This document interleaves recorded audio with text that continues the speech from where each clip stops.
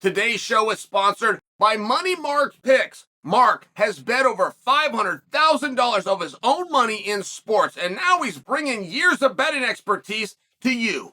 Guys, Money Mark's Picks are an exclusive community for people who want to take their sports picks to the next level. You will receive daily, value-based sports picks with units across a wide variety of sports. With a members-only chat and Discord, you'll connect with an elite group of like-minded bettors and sports fans. You'll also have direct access to ask Mark any questions you have personally for $50 a month. Money Mark's Picks is guaranteeing one-on-one support and an opportunity to shift your sports betting luck. Mark's experience betting and his deep knowledge of the UFC and combat sports is going to maximize your winnings. Click on the link below and subscribe today. Oh, Gaethje, this was so helpful. Gaethje comes out and he does an interview. Guess what he talked about? I'm going to ask you, what do you think he talked about? You probably think that he talked about Dustin Poirier. All right, that's still red hot. Some of you probably think he talked about Islam Makhachev. You want to know what he talked about? It was a large focus on Charles. And you want to know why this was so important? Justin Gaethje, who seems as motivated as he's ever been. I mean, right? You back the tape up to the night he falls down against Charles. You fast forward the tape to the night he gets brought out to England to get beat up and pass the torch to Fitzayev, which might have gone down as his best performance he's ever had. That's definitely debatable. That spins him into a fight with Dustin Poirier that he called for, which was ridiculous. I mean, why would you ever call for such a hard fight? Which, by the way, you know is hard because it was the bludgeon of the lifetime. The first time you did it, they sweetened the pot. Make it for the BMF. Gets the job done there and instantly goes after Islam. I mean, it's one of these things where how many bullets does he have in the clip? How motivated can Justin Gaethje possibly be? Okay, great. How are you going to tell Justin Gaethje no? He doesn't ask for much. He sure as hell didn't ask to go to England and fight Fitzayev, I'll tell you that, but he went and did it, just by example. So now you have a guy that he's asking for something. Not to mention it sure looks like he earned it. All right, talking about a number one contenders match, but a number one contenders match isn't the same thing if you put all of your focus on Islam. We don't know that Islam's going to win. He won the first one. DraftKings says 4-1 favorite. He's going to win this one. Charles says he's not even going to go and do this one. You get him all of those things, Charles come in and knock him out. Beat him up, ground and pound. Who knows? Charles can win. That's what I'm suggesting for you. But if Charles is to win and Gaethje is to put all of his effort into Islam and now you don't have anything there, as opposed to putting his effort into the idea that he's the number one contender. It's a very different spot. It's a very different strategy, and it's a very different angle that you will take when you're betting on somebody, right? I mean, there's a massive opportunity, just to prove my point, there's a massive opportunity right now for a middle, this will not happen. These guys are stupid. There's a massive opportunity for a middleweight who is in interchangeable mediocrity amongst the rest of them to go full bore after Sean Strickland and nothing else. Bet the house on it. And if Sean is to pull the upset, they will then have the opportunity. But in a million years, their little stupid minds won't work that way. And I don't mean to insult them, but they're very stupid people. Then you have Justin Gaethje, who understands as a number one contender, he must take on the winner, and the winner is down to two people.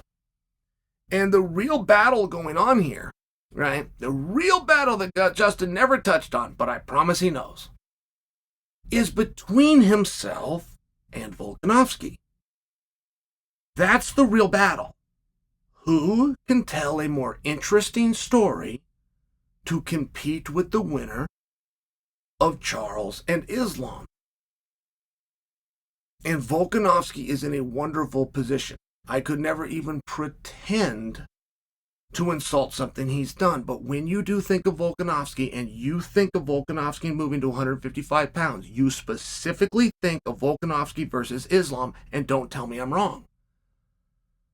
When you associate Volk, title, and 55, you associate Islam fully. You've never even considered Volk versus Charles.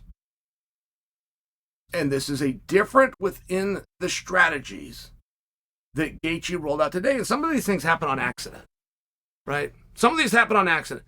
Justin Gaethje is a very intelligent guy. he has access to a genius, which is Ollie. I'm not telling you that Ollie did this. This might have just been a free shoot and a working interview, but Gaethje does have a history with Charles. And it was also a match that did not go the way that any other Justin Gaethje match has gone. Like, I never touched on it out of respect. I didn't really touch on it for Charles. I was mad. I was mad that Charles didn't make weight. I was. I don't know how you don't make weight. I didn't bury him. I just didn't touch on it. And when Justin lost at home, I didn't really know who that guy was that was out there. He was slow. He was methodical. He wasn't absorbing shots like, it just didn't know. And that's what Justin Gaethje said. He said, I don't recognize that person. He said it about himself.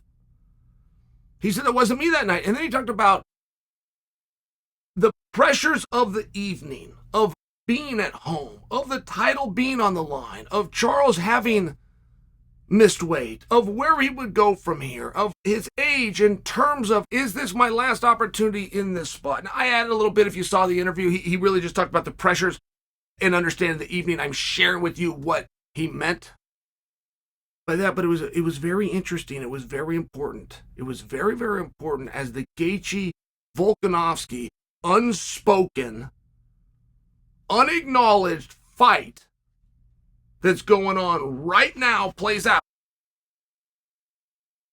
And who wants it more is always a factor.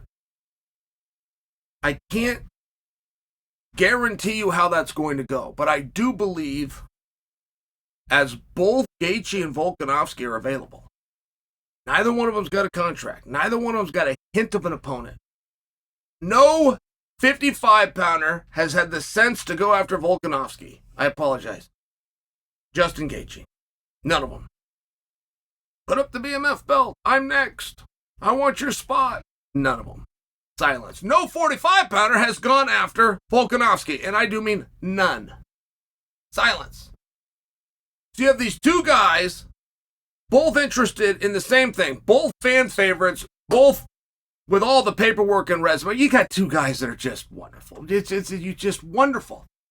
And they're also nice enough that they don't want to go first. But make no mistake, the battle is going on. The battle has begun. Justin Gaethje is starting to make his move. And I believe in the spirit of who wants it more could largely be shown for who is willing to be the backup fighter. And neither one of them, to my knowledge, has called for that. But that would be a massive feather in the cap if one of them was given that nod. And perhaps the reason neither has asked for it is out of a fear of rejection. Not positive they could get it. I don't know. But I do know the battle is on. And I do know Volk versus Gaethje is happening in front of you right now.